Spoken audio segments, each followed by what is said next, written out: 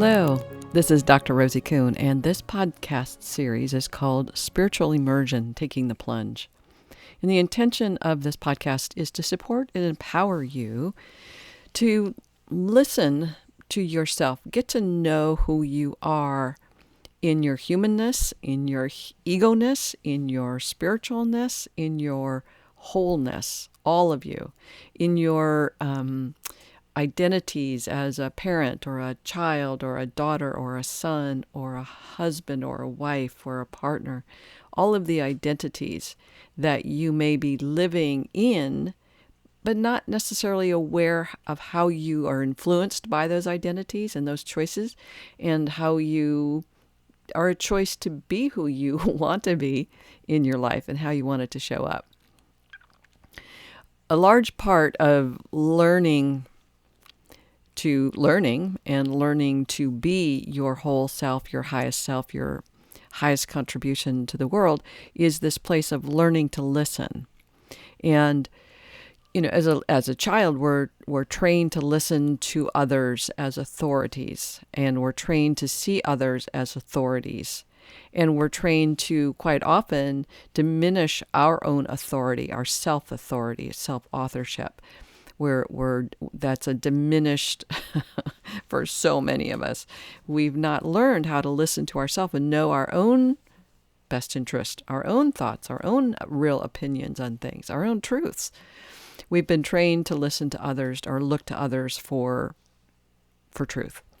And so hence the self-help movement is billions and trillions of dollars.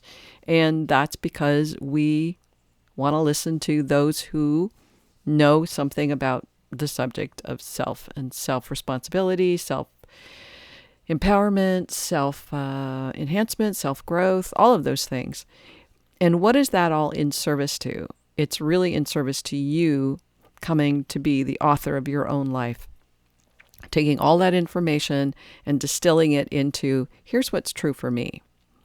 So I've done 3 master's degrees and a PhD, all related to psychology and transpersonal, spiritual, self-discovery, therapies, coaching stuff. And in the process of getting a PhD, you do a dissertation, and that's really about distilling down all the information, all the research, all the experiences in the world, and distilling it down into what is true through this research. And for me, it's like, here's the question, what is this? And here's the answer. At the end of the dissertation, it's, here's the one answer, and that's my answer. And I don't defer to other people. I say, here's what they said, but here's what I'm saying. This is what's true about our life on this planet, is that we're looking around, we're seeing what other people are doing, we're listening to the radios or TVs, we're looking at the newspapers, Google, Facebook, all those things. And we go, well, what's true for me? And a lot of times it's like, well, this is what's true for me because this is what's true for my friends, or this is what's true for my husband, so this is what's true for me. And the bottom line is that it doesn't sometimes work that way. And if it works that way, great. If it feels right, great. But quite often it doesn't. I have a new client, I'll call her Alice. And Alice is 78. And she's just now looking at getting some support. Her life is has some interesting perspectives, which is, one is her husband had been the boss in the family, and he was the one that kind of dictated what was true in the world. And so that's what Alice took on. Even though Alice was a therapist, a counselor, she didn't take ownership of her own truths. She always deferred to other people. And here she is now, 78 years old, and going, I feel lost. I don't have a sense of self. I don't have a sense of place. And my husband is dying, and I don't know how to be me. And this is the whole point of a spiritual immersion process for me, is how do we know how to be me? How do you know how to be you? How do we figure that out? Hopefully in our 20s, or even in our teens, all the way up to our 80s and 90s, until we pass, and we pass out and never come back in terms of death. It's how do we learn how to do us?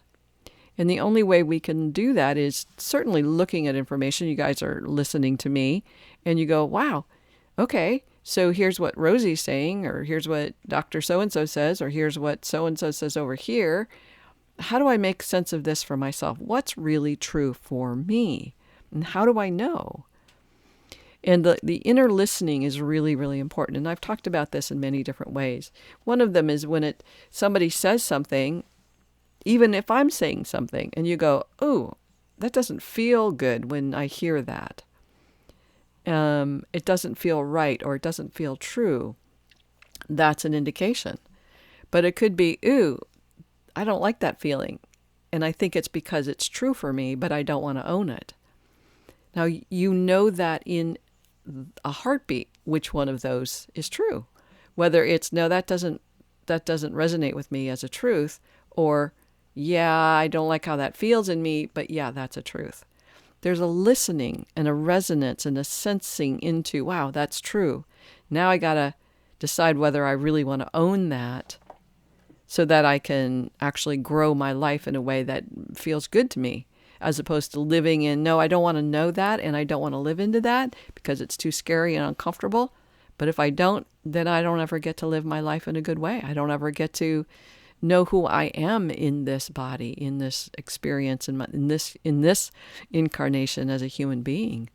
I don't get to know who I am as this being. I'm just pretending because I don't want to feel the hard stuff. I don't want to look at it. I don't want to hear it. I don't want to see it, feel it. It's all very uncomfortable sometimes. And then with the ownership of some things, there's relief. Quite often I'll have conversations with clients and they're coming to own elements of their reality that really feels really uncomfortable. And I'll say, what's it like right now that you've owned that? And they'll go, I feel relief and I feel relaxed. I don't have to pretend anymore. And I also feel exhausted because I've been working so hard to not know that. I can see what it's like and how much energy I use when I'm pretending to not be that or have that or know that. So part of this spiritual immersion process is listening and learning to listen for everything. It's not just the good stuff. It's not just listening for spiritual, happy, woo-woo, good stuff. It's listening for the spiritual, woo-woo stuff that looks pretty ugly or feels ugly, feels uncomfortable. Because the truth is in essence, it's all energy, which means it's all universal, which means it's all, from my perspective, all sacred work. So if we have to face the hard stuff, it's as sacred as the positive, celestial, angelic experiences. It's all good. It's all food for thought. It's all food for healing our humanness and experiencing the fulfillment of our human spirit. So part of this listening is listening for everything I said, listening from the place of what's true from me. So as a coach in my coach trainings, I talk about, what are you listening for when you're listening to another person? And they're listening for a lot of things. And even as a human being, when we're talking and engaging in conversations, we're listening for things. We're listening for something specific, usually. And quite often we're listening for what I can respond to. How can I respond to what this person's saying? How can I add my 2 cents worth or whatever? But we're listening for, what can I say in response to what this person is saying? But if we're listening to what we're listening for, we can go, wow, how can I engage more deeply with this? And that part, the other question is, what am I listening from? What part of me am I listening from? And in that place that I'm listening from, I have perspectives and interpretations and judgments and assessments. I have a sense of who I am and who I am not. I grew up in a large family. I know I've probably said this before. And I was 6th out of 9. And I came to believe I was pretty insignificant because I was pretty invisible in that mixture of 9 children plus aunts and grandparents who lived at the house on occasion and all kinds of people who were there. So I came to see myself as pretty insignificant. So a lot of my listening in relationships to other people comes from this less than. It's just the truth. That's just a part of how I trained myself to listen, is because if I'm insignificant, why listen as if I'm the most important person in the room? So each of us has something like that, truly. And so there's a place where I'm listening from, and I'm listening always to how can I be helpful? That's another big one for me, is how can I be helpful? That's a big, what am I listening from? So each of us has a listening from. But those things are trained in me as opposed to that part that is just me, being me. No data, no thoughts, just the beingness in this moment.